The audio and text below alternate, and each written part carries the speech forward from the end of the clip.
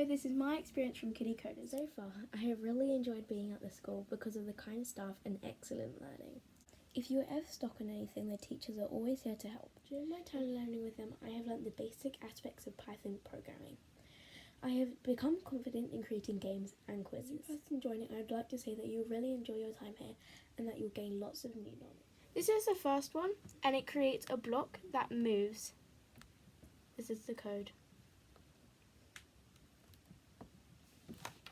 The block can move down, right, left, up, diagonal right up, diagonal left up, diagonal down right, and diagonal left right. This is the second one of 3 codes that I'll be showing.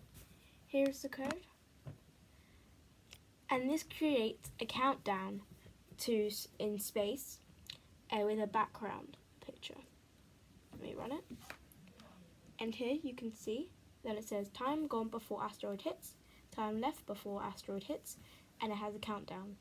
There's also a background. This is the third out of 3 games. Here is the code.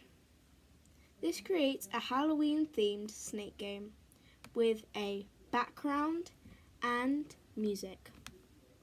There are many difficulty settings following easy, medium, hard, harder and impossible. I have the difficulty on medium. Let's try it. They